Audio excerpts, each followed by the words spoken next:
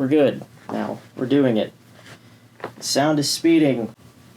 This lens is lucky that it looks this good because the autofocus doesn't freaking work. Character. The thing that so many people want more of in their superhero stories, but sometimes when they get it, instead of a bombastic action climax or a surprise cameo, their brains kind of short circuit, it seems. At least that's what it seems like, judging by the reactions to the Peacemaker finale, a finale that has been strangely maligned for no good reason. Every reason that I've heard for disliking it can just be reconciled by thinking about it a little bit past your initial gut reaction. I mean, I thought that if there's one thing that the 2 seasons of this show and Superman and Creature Commandos have taught us, it's to not be so reactionary. Not to pull the Rick and Morty defense and say that the John Cena sleaze rock bisexual superhero show is too smart for most people, because it's not. Apparently one of my skills is sucking dick. That's not a put down, that's a fucking compliment. Fuck them. The beauty of Peacemaker is in its simplicity and its kind of fixation on simplicity. Complexity from simple ideas. Simple ideas like, what if this guy from the Suicide Squad who was a dick actually wasn't a dick? What if he seemed like a dick because he was raised by a horrible person who tried to make him believe in things that are against his nature? What if he just is so preoccupied with fitting into a mold provided by people who don't have his best interests at heart, because deep down he just wants to feel like he belongs? What if that's why he's so keen on following Waller's orders? What happens when you actually give this guy a chance to go on a journey of self-discovery? A guy who, it seems, has never really had the chance to let himself be himself. What kind of person would he be? What kind of people would he attract? And that's Peacemaker. All of that coming from the simple question of,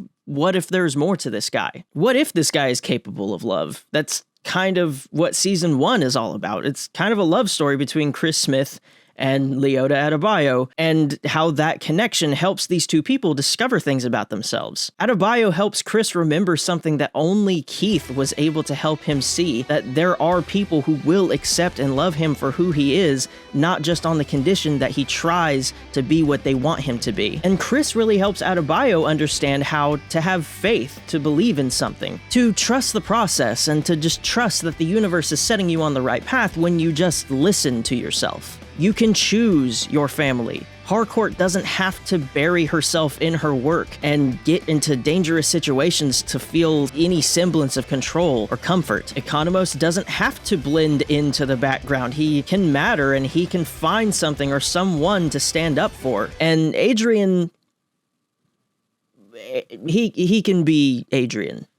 I don't have emotions like people do. And season 2 does kind of pick up at a point where all of our characters are kind of faltering on their journeys. After all that butterfly business and Adebayo going public with everything related to Waller and Task Force X, the 11th Street kids are all struggling with finding their next step. Economos is settling back into his job at Argus and not feeling very fulfilled or even good about what he's doing. And the last thing it seems Waller did before having to step down as the head of Argus was blackball Harcourt from working with any other intelligence agency, so she is just completely lost without the only job that she knows how to do. Adebayo has kind of started to realize that what she learned about herself in season 1 and the life that she kind of learned that she wants to have has sadly started to kind of put strain on her relationship with Kia. Plus, her efforts to start on that path that she wants to pursue haven't really bared fruit yet. I think I know a thing or two about that. Shout out to the guy who commented on my last video that didn't do nearly as well as the Superman video,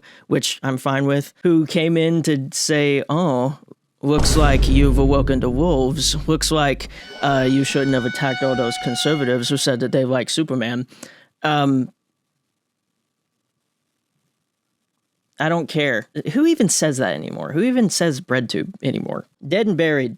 I just want to make videos and talk about the things I want to talk about. Oh, a guy who has left-leaning opinions and making videos on the internet must be breadtube. I'll attack whoever I want, but I'll still hold love in my heart for those people and want them to have, free healthcare, food, livable wages, a roof over their head. Anyway, that's neither here nor there. And Chris still has one more hurdle to get over in his struggle with self-acceptance. Even after maybe saving the world after season 1, he still wants to be seen and feel like a proper superhero. Again, something that a lot of us can relate to, classic imposter syndrome, really. The most straightforward way he thinks that he can overcome that feeling is to audition to be part of the Justice Gang. Again, an external vector for validation. He's falling back into that old trap in a new way without even realizing it, and that's really the inciting incident of the story of season 2. Chris thinks that he's failed the test. He's starting to doubt that growth that he had, and he starts flirting with the idea of just looking for either a distraction or an easy solution. And one lonely night, he decides to kind of mess around in the quantum unfolding chamber. We've all been there. And he finds a door that has the same keypad and code as his door. He finds himself in a weird McMansion adorned with Peacemaker paraphernalia, awards, newspaper articles about how Peacemaker and the top trio saved the day. This world has a version of himself living the life that he's always wanted. His dad and his brother are alive and happy. He meets the brother that he never got to have, the father he always wanted, but then it's interrupted by his variant, who very much comes out swinging and ready to kill Chris Prime without any sort of curiosity about the situation. Fight ensues, and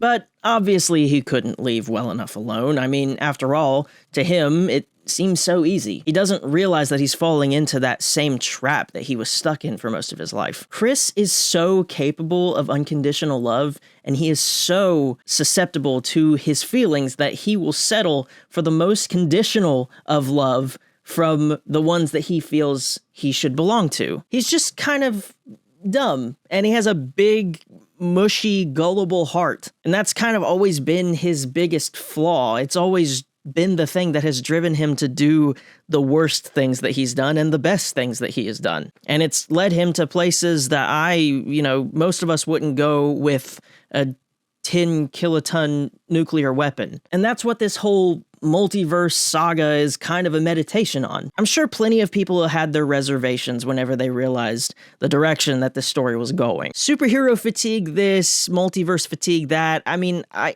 don't know if I believe in any of that. There are good stories, and there are okay stories, and there are bad stories. But there's this kind of mentality that has been cultivated where if something isn't the second coming of Christ with a 1,000,000% aggregate score on Rotten Tomatoes, and a score of 10,000 on Metacritic, and a triple S platinum rank on CinemaScore, and it doesn't make more money than God, that it's like an abject failure. We've lost. Western civilization has fallen. Nothing can have flaws. Everything needs to be perfect. Every superhero movie and TV show needs to be Infinity War and Endgame. If you make something that's okay, something that has a few flaws, but overall is a good, worthwhile piece of work, well, you might as well have just kicked my dog and spat in my face. You have brought a plague unto this home. You have single-handedly destroyed this entire genre of storytelling with this worthless dreck, this detritus, this dirt on my boot.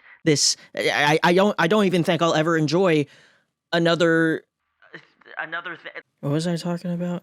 Oh yeah, Peacemaker. While there have been a few multiverse stories that just kind of use it as a device for nostalgia bait or shallow fan service, I would argue that there have been quite a few stories that actually use it as a way to bolster the narrative and add complexity to the ideas and themes that they're exploring. And I would consider Peacemaker Season 2 to be kind of in the upper echelon of those, like right next to things like the Spider-Verse movies. After the disastrous audition for a spot on the Justice Gang, his failed attempts to get Harcourt to open up to him, still feeling the guilt from having killed Rick Flag and definitely still reeling from the death of his father, he's definitely losing faith in the universe and his path in life. And suddenly he's shown this world where this frankly monstrous version of himself has the things that he's always wanted. Of course he would want to at least see what that's like. But this extra-dimensional chicanery does get the attention of Argus, and now that Waller's out,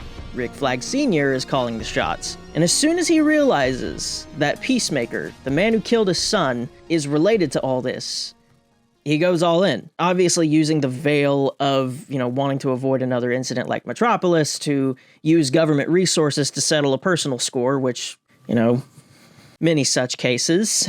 And let's talk about Rick Flag Sr. a little bit, actually. Of all of the mainstays of the DCU up until this point, he's the one that we've seen the most people just not fully understand. Aside from the whole hair thing, which I really don't know what to tell those people. We're all aware that, Clone Wars Count Dooku exists, right? I think that we can let this guy have white hair in a cartoon and then have the same sort of hairstyle, but just darker in live action. I think we can all sort of make peace with that. But that's just peanuts compared to people's misunderstanding of him as an actual character. And I think a lot of it stems from not only the tone of Creature Commandos, but also the role that Flag plays in that story. He's kind of our gateway character.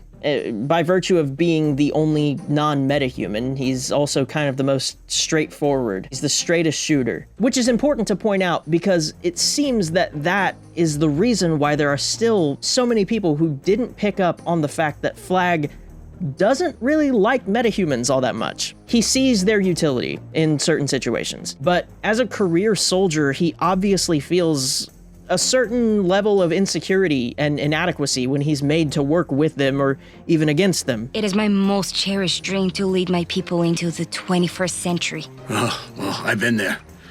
Not sure I'd recommend it.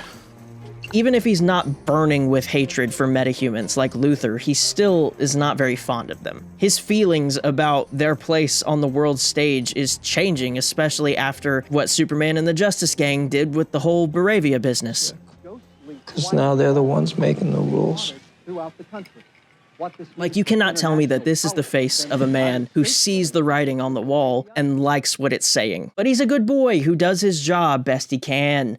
That is when he's not being an absolute horn dog, a philanderer, a big old himbo, a slut, if you will. And I will. Yeah, Flag is not very disciplined whenever it comes to his lizard brain, base impulses and his emotions. We've been shown time and time again that he's never as clever or smart as he thinks he is in any given situation. This man was literally about to destroy the world because the most obvious secret villain let him hit. And if he was about to throw it all away for some royal Pakolistani Strange, you bet that he's going to do some crazy shit to get revenge on the guy who killed his son. And killing Rick Flag Jr. really is the last thing that Chris really hasn't reconciled with at this point. And someone who is as driven by their impulses and emotions as Flag Sr. just isn't going to help the two of them heal from that very easily. And we have Harcourt kind of in the inverse position. Instead of being driven by her emotions, she pushes them down, which also makes it very difficult for her and Chris to heal, especially as she's kind of spiraling and being out of work and barely being able to support herself. She's getting into fights and picking them wherever she can, whether it's in a bar or in a therapist's office or in a drugstore. But then she sees Chris, this guy who she thought from the beginning was just this meathead asshole who, even if it was under orders from Waller, kind of killed the one person that she considered a friend, Rick Flag Jr. And this guy actually proves to be a well-rounded human being who learns to be in touch with his emotions. Not only that, but this guy initially just has kind of a superficial physical attraction to her. But even as he learns more about her and her baggage, so to speak, he grows to have this unconditional love for her. And to someone like Harcourt, that can be fucking terrifying. So she just kind of gives Chris the cold shoulder emotionally. He keeps asking if what happened on that boat meant anything to her, which we learn later that it was a kiss that they shared. And he's not even explicitly asking her to take his hand and commit to anything. He just wants to know if it meant anything. Was it just a spur of the moment thing, or is she actually capable of those feelings? But she just keeps distancing herself, which makes it really easy for her position to be leveraged against Chris by people who mean him harm, as we see when Flag comes to her and offers her her job back in exchange for Peacemaker. And all of these compounding things just keep piling on top of Chris at a time when he's discovered a thing that he really shouldn't have. In this other world, he's a hero who doesn't get made fun of or denied. He doesn't have to deal with the guilt and fallout from taking the life of someone that he respected. He has a family and doesn't have to wallow in any grief about it. He has a version of Harcourt who is actually receptive to his emotions. It seems too good to be true. And he also learns that the version of himself from this world was a pretty bad guy who seems to have kind of maybe terrorized his family with some apparent substance abuse problems. He's suggested to be very violent and abrasive. And not only that, but he's emotionally stunted and cruel to his Harcourt. And it's implied that he's cheated on her. Our Chris can't help but look at this at a glance and think that it's some kind of cosmic fuck up. This awful version of him has the best version of his life. While he's made a lot of personal progress, all of these things have just kept piling up to the point where it feels like things just aren't going to work out. Which, you know, I'm thinking about it way harder than the actual character is, but that's kind of just what I do here on this channel. But just because Chris isn't interrogating his feelings doesn't mean that other characters aren't. It's not just me.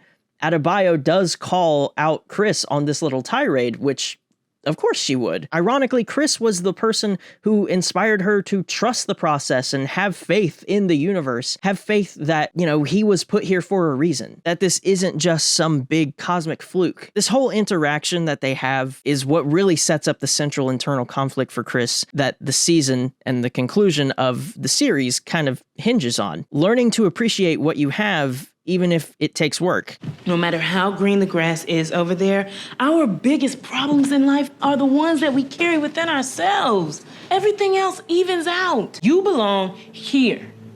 So it's no wonder that the rest of the 11th Street kids go after him to get him back when he finally decides to kind of try and commit to living out his life in this other world. This guy has one bad week and decides to upend not only his life, but the lives of these people who he has touched in some way. Even when things are difficult, you do need a good kick in the ass to remind you that you have people in your corner. Chris and Harcourt both realize this in one of the most beautifully acted and shot scenes of just pure dialogue and character that I've seen in a long time. Harcourt not really knowing exactly why she's come along to get Chris back, or at least she won't admit it. And it's almost like he is trying to get her to realize what it is. Fine, let's talk about it now. Why don't you tell me how you feel? He asks her that same question that he's been asking all season. Did what happened on that boat mean anything to her? But this time she can't really run away. And she knows that, so she's actually vulnerable with him for the first time. And probably for the first time with anyone since Rick Flag Jr. died. She actually acknowledges her behavior out loud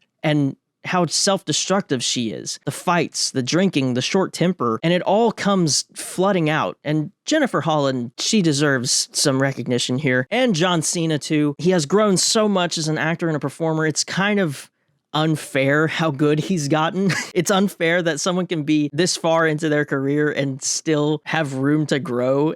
And grow so well. It's just unfair. It's unfair. I also really love the camera work in this scene. It's so dynamic and actually plays off what the characters are doing, and the way it's shot kind of allows them to actually move about the space and interact with each other in a way that feels real, as opposed to just, you know, setting up two cameras over their shoulders and, you know, sitting across from a table and talking, which I'm sure lesser directors and cinematographers probably would have done if they were handed that script, to be honest. It's just that the level of talent and expertise on display in this scene of just dialogue is kind of mind-boggling, because it's just something that you would not expect from a silly comic book thing. And like I said, this seems to really be the first time that she has had to personally reckon with this. And she says to Chris, I'm a fucking nightmare!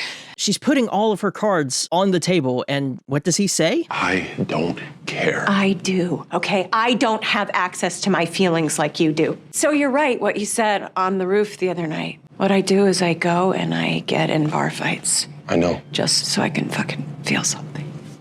And I still love you. This fucking guy looks her in the face and says, I can see past that for the person that you really are, and I love that person, and I don't care what baggage comes along with that. And to someone who doesn't have access to their emotions, that can be really scary, which is why she's just been dancing around it and pushing him away. All she wants is for him to come home, and she can't help but see this whole thing as him basically kind of being like, I won't come home unless you say you love me, when really that's not what it is at all. And she realizes that, and she just takes that leap. He's just been trying to get her to open up, even if it's just a tiny bit, because that's always the first step. Letting go of that fear. It was the first step for him. Letting go of the things that once ruled you, not being afraid of change. And lastly, being unafraid of introspection and what it might reveal about yourself. Actually investigate and interrogate yourself and the things in your life, and don't be so reactionary and driven by impulse. That's what this show is trying to tell you, because, when you let your initial reactions dictate your actions, next thing you know, you abandon everything that you've worked for and the friends that you've made to go live in a seemingly perfect world where you have everything that you've ever wanted, only to have the rug pulled out from under you and realize that it's actually a miserable, paranoid, white supremacist Nazi hellscape where the Axis powers won World War II. Oh, fuck, how'd I miss that? Now, Chris doesn't notice any of this stuff because A, he's white, and B, he's not very perceptive.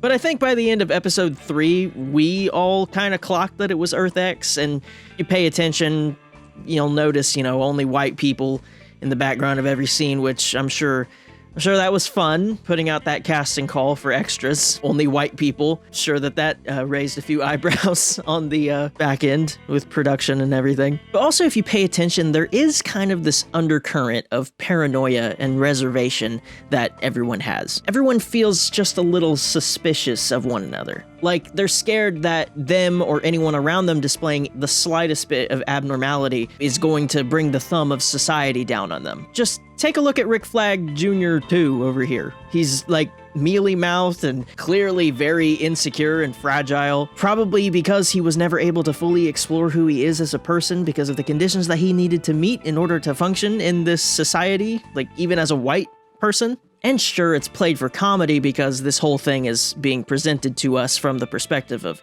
Chris, but when you step back from it and think about it beyond the surface level of what you're seeing, it's kind of sad, because that's what the population under a fascist authoritarian regime would live like. A scenario that we're getting scarily close to, a scenario in which the government will only love you and accept you if you check these boxes, look a certain way, act a certain way, and never say anything that they don't want you to say. Just be a good little cog in the machine. And that's why I think that this is one of the best uses of the idea of Earth X in any DC thing in a really long time. Because isn't that what this show and the character of Peacemaker's journey is all about? This whole question of conditional versus unconditional love. And what better way to do the classic comic book / superhero thing of abstracting these very real ideas into these insane high concept scenarios than our main character literally finding a magic door to an alternate reality where Nazis rule the planet. You have to think that when Harcourt helps Chris realize what kind of world this is and the mistake that he's made, that things kind of start to click for him again. The scene where the two of them are riding on the motorcycle, not sure if they're going to make it back home, and they actually share a genuine moment and embrace, and you can see that it's just everything to him. John Cena's face tells you everything that you need to know. But there's still one more dangling thread, that being his father and his brother. I think that we can assume that since Keith joined the lynch mob that chased Adebayo, that he's not the most dissident of individuals in this world. Not at all like the version of Adrian that we meet in this world, who we learn is somewhat of like a freedom fighter working with a group called the Sons of Liberty to fight the Nazi regime, which is an important thing to notice, as Adrian really does try hard to be that little brother to Chris. He wants an older brother. Behind all the zaniness, that's what Adrian is. A guy who doesn't have a lot of social skills, who has been kind of benched his entire life, who just wants to belong and do what he thinks is right, even if it can be a little questionable at times. And while he might not have the most developed understanding of the world, made evident by the way he is a complete monster to his mother, probably because he thinks that, it makes him look childish or weak to have a good relationship with his mother, or at least that's how I read it. He still has mostly good intentions, and, he makes no secret about it. Whereas this version of Keith, while he seems to be a loving brother and son, he doesn't seem very preoccupied with anything outside of that. He's very insular in his worldview, between his joining the mob, chasing Adebayo, and when he finds out that this isn't his Chris, he kind of shows us, the audience, who he really is and how he handles things when it doesn't concern people in his group. Which, to be fair, it's gotta be heartbreaking to realize that your brother is dead and this imposter was pretending to be him. But as Augie 2 points out, their Chris had issues. He was violent. He seems to have had a substance abuse problem. He was emotionally abusive. And our Chris was only defending himself from someone who was trying to kill him. Forgive me if, this feels a little abrupt in the context of this video, but this is just how it's presented in the show. Adrian, Vigilante, only knowing our Augie from Earth 1, thinks he's busting in to save his friends, and kills Augie 2, and all of a sudden, the weight of this whole thing comes crashing down on Chris. Seeing his father killed again, being attacked by Keith, and even though they are defending him, seeing his friends hold Keith down and attack him, ready to kill him, has got to be the most painful thing that he has had to experience in a long time. Ah! Get off him! Get off him, please! So it's no wonder that after this, he starts to kind of distance himself. He still lets that little voice in his head tell him that he is somehow the problem. And that's what he's been conditioned to think from years of being told that he's not enough or not what he should be by people who really could care less about his actual well-being. In spite of all of the things that he's accomplished and all the progress that he's made, he still wants that love. But a Nazi is only going to give you that love if you are a very specific thing. And even if they do, they will endlessly find ways to justify not giving anyone that love or grace because they're always looking for some other to persecute or blame their problems on. But, if you're this far into this video, you don't need me to tell you this. We all know that people with authoritarian and fascist mindsets are deeply insecure people who hold very little actual love in their heart for anything and are always looking for someone to blame their problems on. We have so many examples. I mean, just look at this guy, or this guy, or dare I say even this guy, or hey, what about this guy, and this dude, and him, which is funny because those guys actually kind of remind me of this guy. Of course, the person that Flag goes to when he's stumped on his grievance quest is Lex Luthor. But as we already know, Flag is not as smart as he thinks he is. And if there's one thing that people like Lex are good at, it's leveraging people's fears and selfishness to get what they want. As we've seen in Creature Commandos, Flag has a really hard time figuring out whenever he's being manipulated. I don't know, kind of like a Trump voter. A lot of stink has been raised about this, and I genuinely don't know how so many people think too little and too much at the same time about something that is so easy to grasp. This is not out of character for Rick Flag Sr. Like I said earlier, this man was about to blow up the whole planet because he got some doodah from a pretty princess. I mean, Lex has already gotten him to transfer him to another prison in exchange for helping him chase his white whale, and now Lex has his cronies in Flag's ear. It's literally a repeat of what happened in Pekolistan, but this time,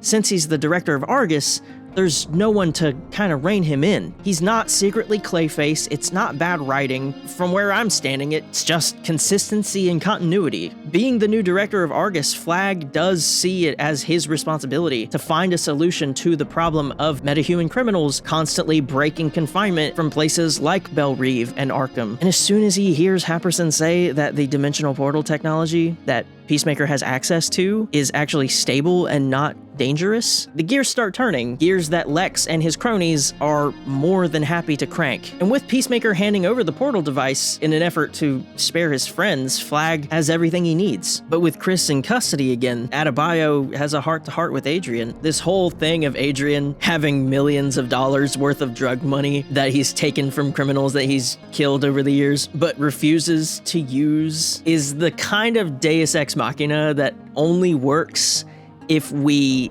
already know the character. Because we have known Adrian for almost 2 seasons of television now, that is what makes this whole thing work. And you know, this can also be read as a little bit of actual development for Adrian. Crazy, I know. Adebayo actually convinces him to do something that he doesn't want to do, which is a very difficult thing, and it's the only thing that he has really struggled with. Taking something bad and making something good out of it. Not only using the money to pay for Chris's bond, his bail, but also this could be a way for Adebayo to finally fulfill her dream and actually pursue the career that she wants. Thinking back to the conversation her and Judo Master had, where they touched upon how her life has taken this turn, if in Season 1 Adebayo learned to take that leap and believe in something, in Season 2 she learns what it actually means to find your footing after taking that leap, and all that that entails. It took that conversation for her to actually realize that maybe holding on to her relationship with Kia isn't going to do either of them any favors. So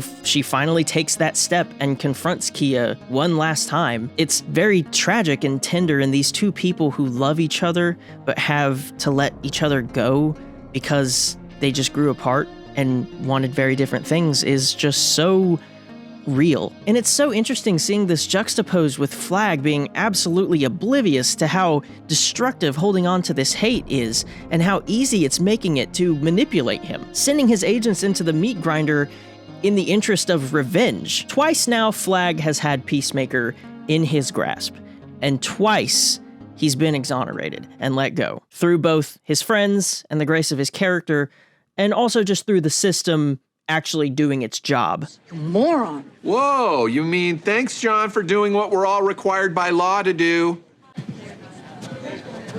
It's good you did that.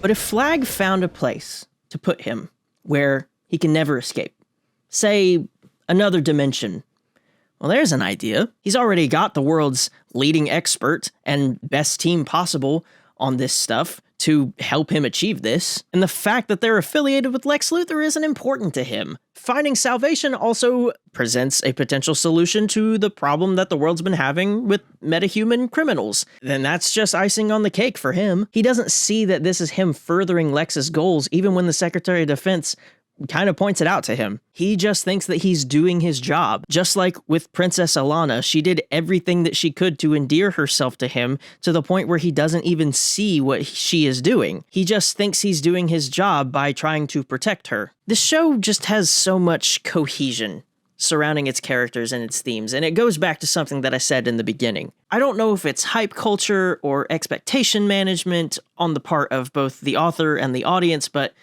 this is what we need to focus on. Not whether or not Superman shows up, or if this is some kind of hint towards a big bad, but character and the overarching nature of that. This struggle of letting go of things that don't serve you anymore, how every character deals with that, and how difficult it can be, how that feeds into the overall narrative of this impending clash between government powers and metahumans, how there are bad actors on both sides, how it can feel bittersweet with Adebayo and Kia deciding that it's best for both of them to let each other go, how it can be tragic with Rick Flag Sr. not being able to let go of what doesn't serve him to the point where it's corrupting him, or how it can be cyclical, like with Peacemaker's struggle with self-worth and external validation, and then how it can turn around and feel triumphant whenever he finally gets past it. Everyone has their own ways of dealing with these things. Adebayo's journey shows us how someone can take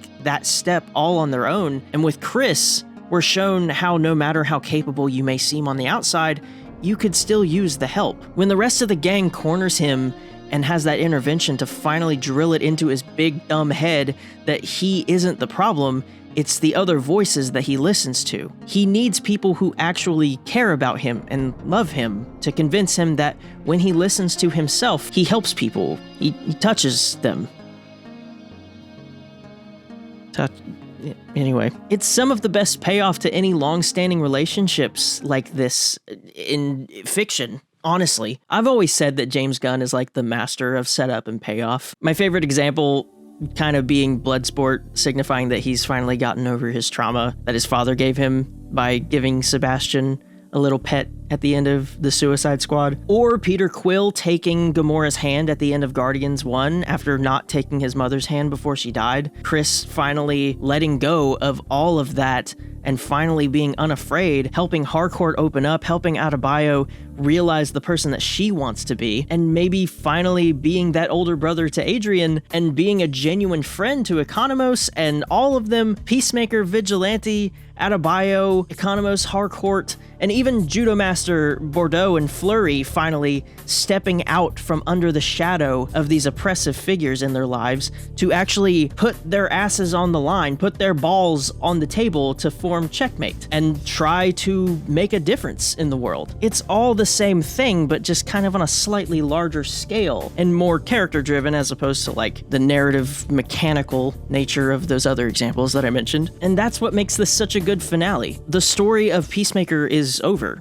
The main questions have been answered and the characters have gone on their journeys and come back more complete versions of themselves. Peacemaker has gone from this complete tool with no redeeming qualities to a complex character with flaws, but someone that you can relate to and root for. And you know, hey, just because the ending of this particular story isn't really the happiest, with him being pulled away from all of that by a vindictive person, Flag, who is so incurious and so incapable of introspection that he doesn't even realize the irony of what he's doing, taking a non-metahuman, a person he has a personal vendetta against, blackbagging him in the middle of the night and detaining him in a prison that's not meant for him, ironically committing the same sort of blatant human rights violations that his son died trying to expose. This is for Ricky. You piece of shit.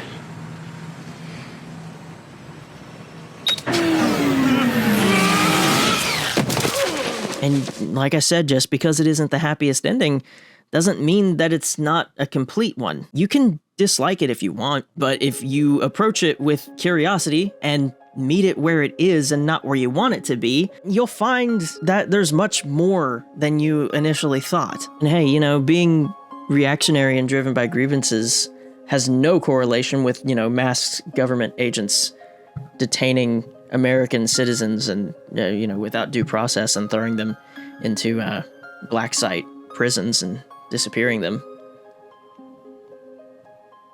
No relation.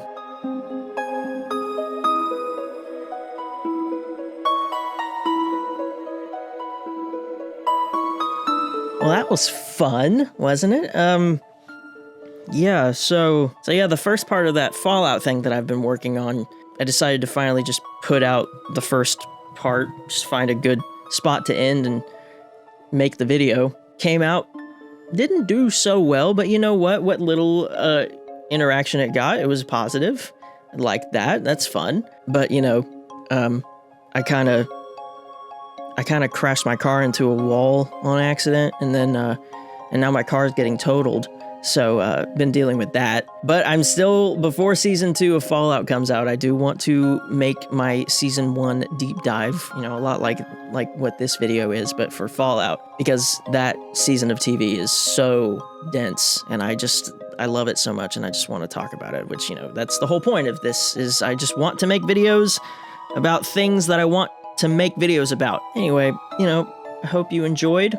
You know, if you are one of those people who didn't like the way that Peacemaker ended, I would just encourage you to, you know, take what I said to heart and maybe rethink it. And you know what? If you still don't like it after that, that's perfectly fine. But just don't go around saying that your opinion is like gospel. So many people being like, "Oh, it's incomplete. It's not finished. It's blah." No, it is. Like, this is the end of Peacemaker's story. That doesn't mean that these characters can't show up in other things, they'll just show up as more complete versions of themselves. They've gone on their journeys, you know?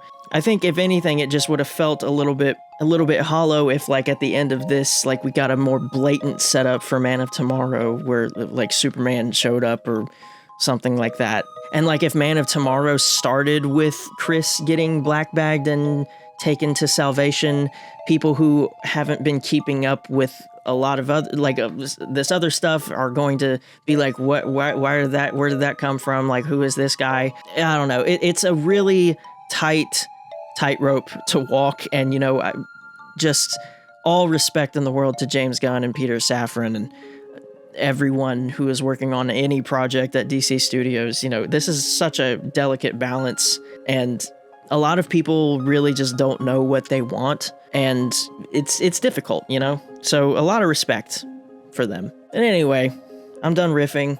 Have a nice day. They always say you should end with a call to action. Go join Progressive Victory. I don't know. I'm a member. I don't have my membership card, but